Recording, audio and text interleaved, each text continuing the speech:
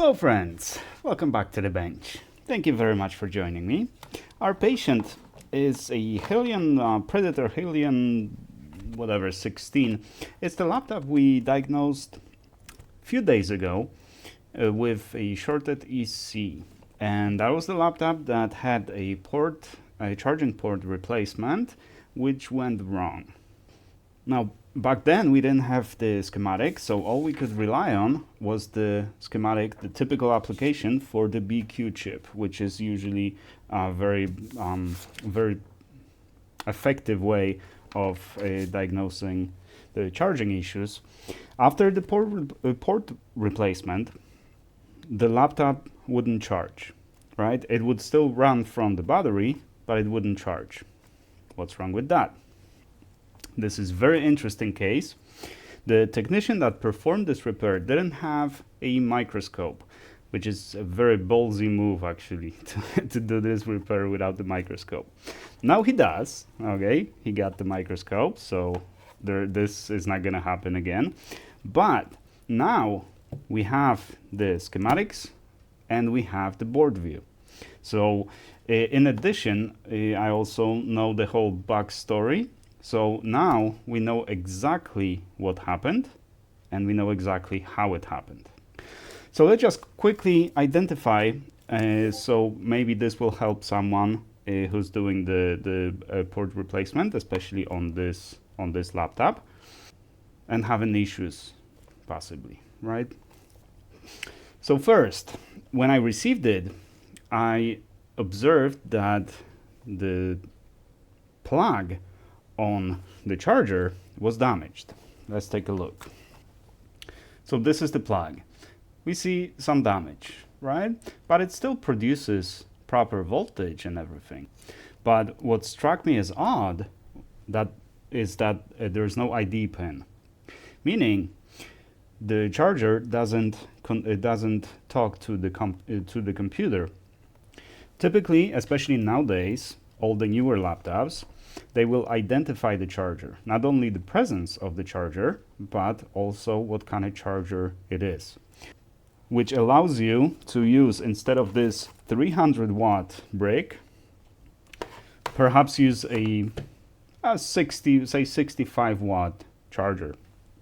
You can perfectly run this laptop on 65 watt charger, but you're not going to be able to do gaming, and if you do, you're going to discharge your battery, because the charger is not going to be able to recharge the battery and provide power for the laptop. But you don't have to use it for gaming. If you just want to use it on the go and you want to bring the smaller charger, you can do so, and the computer detects that it's a 65 watt charger instead of 300 watt charger and charge accordingly, not exceed the power that the charger can provide. But this one actually is a lot more basic. This computer doesn't talk to the charger, but it detects the charger. How does it detect the charger? Not by detecting whether there's a voltage. It does that too, of course. And we took a look at the BQ chip, and there's a voltage divider that informs the BQ chip that the charger is detected, so we switch from the battery power to the AC power. But during the process of plugging it in, if the laptop suddenly starts charging and pulling, say, 200 watts from it, you're going to have some sparks, and you're going to damage the port, you're going to damage the plug. A lot of stuff might happen. So the computer will wait for the plug to be plugged in all the way in. How does it do that? In the charger. And unfortunately, I will not be able to show you that, but let's see if maybe we can. Not really. So you're gonna have to trust me on that. There is a little pin inside that has been squished all the way in, and that pin is a ground pin. And that pin is a little bit inside, so we don't really see it. That's why without the microscope you wouldn't even know it's there. I can see it when I position it just right. I can see that that little pin is bent and pushed all the way to the back. That pin, that ground pin, does something very basic. So this is the charging port, right? This is our VAC, right? VACN. So that's where the power comes from. That's our ground. And in addition, we have one more pin over here, which is called ADP ID. Now, this is not the pin to transmit data. This is just the ground pin. What does it do? As we can see, it is connected through this 0 ohm resistor to the gate of this transistor. But in addition to the gate of this transistor, we have two resistors, one 1 mega ohm resistor, which connects to the AC, and one 220k resistor, which connects to ground. Essentially, it's a voltage divider, which keeps the gate of this transistor always high, which always pulls the drain of the transistor to the ground through a 0 ohm resistor, which connects directly to the BQ chip AC detect, essentially pulling it low. So as long as that gate of that transistor is not pulled low, the AC detect is going to be low, which means the BQ chip is going to behave like the charger has never been connected, despite the charger physically being connected. We can see that better on the schematic. Our ADP ID pin over here connects to the gate through the 0 ohm resistor, and we have a voltage divider from ACN to the ground, right, pulling the gate always high. It's always high, so this transistor is always open, and it always pulls AC detect to ground until we pull ADP ID to the ground, essentially closing this transistor and allowing the AC detect to go high. Because AC detect still uses those two resistors, which we can see over here.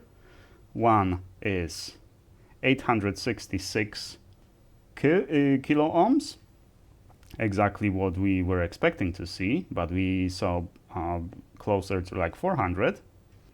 And this is a cap, as isn't a resistor. There should be another resistor. Okay, it looks like it uses only one resistor, unless it's on the other side. Doesn't matter. This resistor connects directly to VA, so our input voltage, essentially pulling this pin high, informing our BQ chip, which is this one, that the charger has been connected. Now what happened here? Two things. So that that transistor that has been lost during the procedure, it would not prevent the computer from charging the battery. Instead, it would not prevent the fire hazard. So we do need to replace that transistor because it's rather important. But the computer wouldn't charge before that transistor got damaged, and that was the reason the battery was not charging. After the transistor got damaged, the EC chip also got shorted. I've heard some stories of ADP pin frying the EC chip, but so far I haven't found any evidence or any possibility for that to happen. It doesn't seem to be related to the EC chip. I'm not sure yet. I'll look at the schematic. But what is very interesting here, this is the charging port that has been replaced. Do you see the problem? That's what caused the whole issue. So the charging port was replaced successfully. It's just wrong charging port. That was the whole issue. As you can see, there's no hole for that little pin, and that little pin is not connected. The pad that is closing that transistor is not connected. and this pin inside the charging port is what squished that pin in the plug, and thus basically destroying this plug. So now what we have to do, other than replace the EC chip, and we're waiting for it, other than replacing that transistor, we also have to replace the charging port with the proper one. And the lesson from this is that just because it seems to fit doesn't mean it's the exact same port. Second lesson, if you don't have the microscope, don't attempt it, because you can miss a lot. And regardless whether you're a youngster with young, awesome eyes that like a hawk, or an older guy with, 60-year-old eyes, without the microscope, you can miss a lot. And those tiny details can be very important. That's pretty much it. I'm not gonna start repairing it yet because I'm still waiting for the EC chip, and now I have to find the proper port and I have to order that transistor. Actually, that transistor can be like pretty much any transistor. So I'll see if I can just refurbish one of the I don't know, get it from the ECM or something. It really doesn't matter, although this particular transistor is designed for electrostatic discharge and the peak voltages up to like 2 kilovolts. So it's it is the transistor that has been selected for this particular purpose. And it is the transistor that prevents a fire hazard, or prevents this laptop from becoming a fire hazard. Thank you guys very much for watching. I do appreciate you, and I shall see you in the next one.